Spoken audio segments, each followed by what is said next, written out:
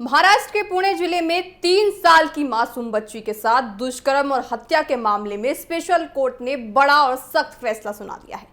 खास बात यह रही कि घटना के महज 60 दिनों के भीतर जांच पूरी हुई है और सबूत अदालत के सामने पेश किए गए हैं और आरोपी को दोषी ठहराते हुए मौत की सजा भी सुना दी गई है। इस फैसले को त्वरित न्याय की मिसाल के रूप में देखा जा रहा है। ये दिला देने वाली घटना है 1 मई 2026 की, पुणे जिले की बताई जा रही है। नजारपुर गांव में है। देखिए, जांच के अनुसार आरोपी भीमराव ने 3 साल की बच्ची को आपको बताएं कि स्नैक्स देने या नया आपको बताएं उनको पकड़ा, दबोचा और उसके बाद बच्ची के साथ दुष्कर्म किया और फिर उसकी हत्या कर दी। इसके बाद वह उसे आपको बताएं मवेशियों के बड़े के पास बने एक शेड में ले गया, जहां उसके साथ दुष्कर्म भी किया, फिर उसकी हत्या कर दी। घटना सामने आने के बाद पूरे इलाके में आक्रोश फैल गया है और देखते ही देखते ये मामला पूरे महाराष्ट्र में चर्चा का विषय बन गया है।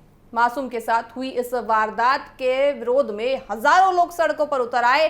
कई जगह प्रदर्शन हुए और मुंबई बेंगलुरु हाईवे पर भी लोगों ने चक्का जाम कर दिया।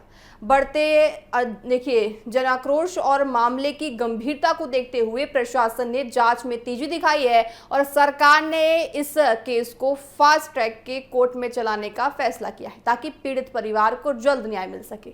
सुनवाई के दौरान अभियोजन पक्ष ने अदालत के सामने मजबूत और पुख्ता सबूत पेश किए।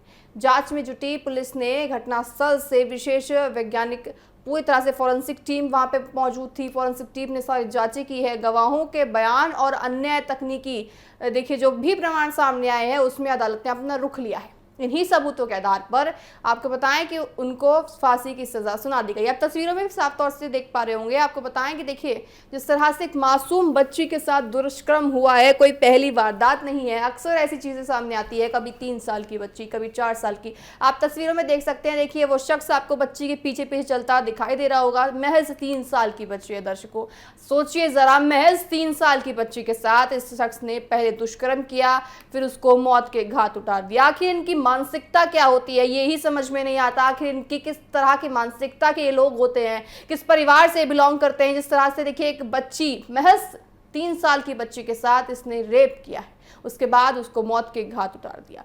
इस तरह की देखिए खबरें हमेशा सामने आती है, कभी 4 साल की हो, कभी 5 साल की हो, लेकिन सवाल यही उठता है कि आखिर ये सब कब रुकेगा, कब इन चीजों पर लगाम लगेगी। इस तरह के अपराध समाज की संवेदनाओं को झंझोड़ देते हैं और ऐसे मामलों में कठोर सजा देना जरूरी हो जाता है ताकि समाज में ये संदेश जाए कि बच्चों के खिलाफ अपराध करने वालों के लिए कानूनी कार्रवाई बहुत ज्यादा सतर्क है।